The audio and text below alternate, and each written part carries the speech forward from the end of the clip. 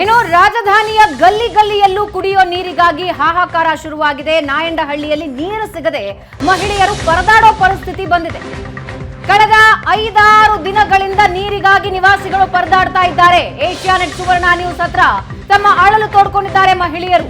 ನಮಗೆ ಕುಡಿಯೋ ನೀರು ಕೊಡಿ ಅಂತ ಸರ್ಕಾರದ ವಿರುದ್ಧ ಕಿಡಿಕಾರ್ತಾ ಇದ್ದಾರೆ. ಕುಡಿಯೋ ನೀರು ಪೂರೈಕೆಗೆ ನಿವಾಸಿಗಳು ಆಗ್ರಹಿಸ್ತಾ ಇದ್ದಾರೆ.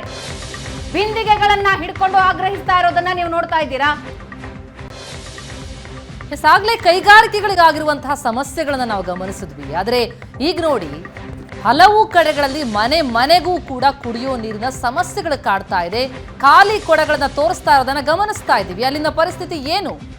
ನಮ್ಮ ಪ್ರತಿನಿಧಿ ಸ್ವಸ್ತಿಕ್ ಪ್ರತ್ಯಕ್ಷ ವರದಿ ಕೊಟ್ಟಿದ್ದಾರೆ, ನೋಡೋಣ. ಎಲ್ಲಿ ನೋಡಿದರಲ್ಲಿ ನೀರಿನ ಸಮಸ್ಯೆ ಸದ್ಯಕ್ಕೆ ತಲೆದೋರ್ತಾ ಇರುವಂಥದ್ದು. ಬೇಸಿಗೆ ಆರಂಭಕ್ಕೂ ಮೊದಲು ನೀರಿಗೆ ಜನ ಸಮಸ್ಯೆ ಪಡ್ತಾ ಇದ್ರೆ, ಈ ಒಂದು ಏರಿಯಾದಲ್ಲಿ ದೀಪದ ಕೆಳಗಡೆಯೇ ಕತ್ತಲು ಅನ್ನುವ ರೀತಿಯಲ್ಲಾಗಿದೆ. ಸದ್ಯಕ್ಕೆ ನಾವಿರುವಂಥದ್ದು ಗಂಗೊಂಡನ ಹಳ್ಳಿಯಲ್ಲಿ, ಚಂದ್ರ ಲೇಔಟ್ನ ಪಕ್ಕದಲ್ಲಿರುವಂತಹ ಗಂಗೊಂಡನ ಹಳ್ಳಿ. ಈ ಒಂದು ಹಳ್ಳಿಯ ಪಕ್ಕದಲ್ಲಿರುವಂಥ ಚಂದ್ರ ಲೇಔಟ್ನಲ್ಲಿ ದೊಡ್ಡದಂತಹ ಒಂದು ಟ್ಯಾಂಕರ್ ಇದೆ. ಈ ಒಂದು ಟ್ಯಾಂಕ್ನಲ್ಲಿ ಸದ್ಯಕ್ಕೆ ಬೇರೆ ಬೇರೆ ಏರಿಯಾಗಳಿಗೆ, ಇಲ್ಲಿಂದ ಕೆಂಗೇರಿವರೆಗೂ ಕೂಡ ಈ ಟ್ಯಾಂಕ್ನಿಂದ ನೀರು ಸಪ್ಲೈ ಆಗುತ್ತೆ. ಆದರೆ ಈ ಏರಿಯಾದ ಜನರಿಗೆ ನೀರಿಲ್ಲ. ಸದ್ಯಕ್ಕೆ ಜನ ಆಕ್ರೋಶಿತರಾಗಿದ್ದಾರೆ. ಜನ ಈ ಬಗ್ಗೆ ಮಾತನಾಡೋದಕ್ಕೆ ಸದ್ಯಕ್ಕೆ ಇಲ್ಲಿ ಸೇರಿರುವಂಥದ್ದು. ಹೇಳಿ ಅಮ್ಮ, ಏನ್ ಸಮಸ್ಯೆ ಆಗಿದೆ ಈ ಒಂದು ಏರಿಯಾದಲ್ಲಿ?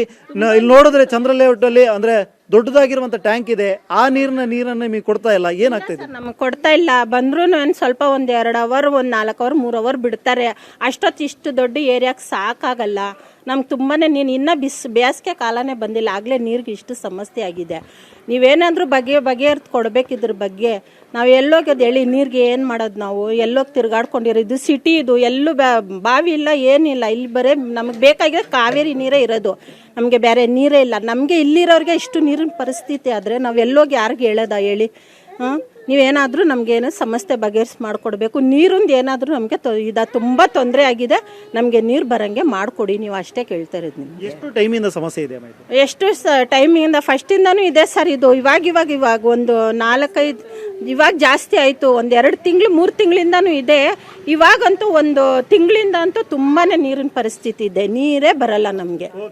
ಹೇಳಿ ಅಮ್ಮ, ಸಮಸ್ಯೆ ಏನಾಗಿದೆ? ನೀವೆಲ್ಲರೂ ಕೂಡ ಹೋಗಿ ಜನರಿಗೆ, ಅಥವಾ ನೀವು ಜನನಾಯಕರಿದ್ದಾರೆ, ವಾರ್ಡ್ ಅಧ್ಯಕ್ಷರು, ಇವರೆಲ್ಲ ಮೀಟ್ ಆಗ್ಲಿಲ್ವಾ?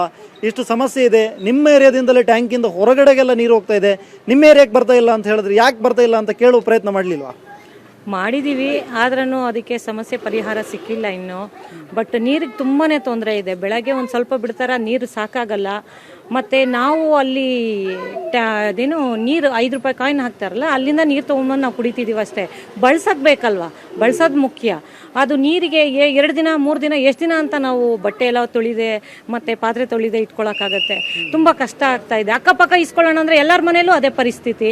ನಾವು ಎಲ್ಲಿಂದ ತರೋದು? ತುಂಬ ದೂರದಿಂದ ಬೇರೆಯವ್ರ ಮನೇಲಿ ಬೋರ್ ಇರುತ್ತೆ, ಅವರಿಂದ ತರೋಣ ಅಂತಂದರೆ ಅವ್ರಿಗೆ ಸಾಕಾಗಲ್ಲ, ಅವ್ರು ಕೊಡೋದಿಲ್ಲ. ನಮಗೂ ತುಂಬ ಕಷ್ಟ ಆಗ್ತಾ ಇದೆ. ಜನ ಹೇಳ್ತಾ ಇರೋದೇನು ಅಂತ ಹೇಳಿದ್ರೆ, ಈ ಹಿಂದೆ ನಮಗೆ ಪ್ರಾಬ್ಲಮ್ ಆಗ್ತಾ ಇದ್ದಿದ್ದು ಏಪ್ರಿಲ್ ಮೇ ತಿಂಗಳು ಆರಂಭವಾದಂತಹ ಬಳಿಕ. ಆದರೆ ಸದ್ಯಕ್ಕೆ ಪ್ರಾಬ್ಲಮ್ ಫೆಬ್ರವರಿ ತಿಂಗಳಲ್ಲೇ ಶುರುವಾಗಿದೆ. ಈ ಒಂದು ಹಿನ್ನೆಲೆಯಲ್ಲಿ ಈಗಲೇ ಈ ಥರದ ಪ್ರಾಬ್ಲಮ್ ಶುರುವಾಗಿದೆ ಅಂತ ಹೇಳಿದ್ರೆ ಮುಂದೇನು ಅನ್ನುವಂಥ ಪ್ರಶ್ನೆ ಅವರನ್ನು ಕಾಡ್ತಾ ಇರುವಂಥದ್ದು.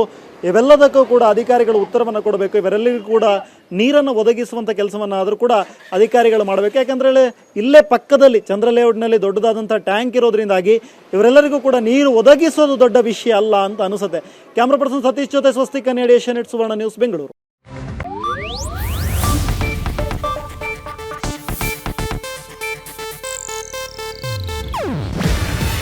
ಇದು ಏಷ್ಯಾನೆಟ್ ನ್ಯೂಸ್ ನೆಟ್ವರ್ಕ್ ಪ್ರಸ್ತುತಿ. ನೀವು ನೋಡ್ತಿದ್ದೀರಾ ಏಷ್ಯಾನೆಟ್ ಸುವರ್ಣ ನ್ಯೂಸ್.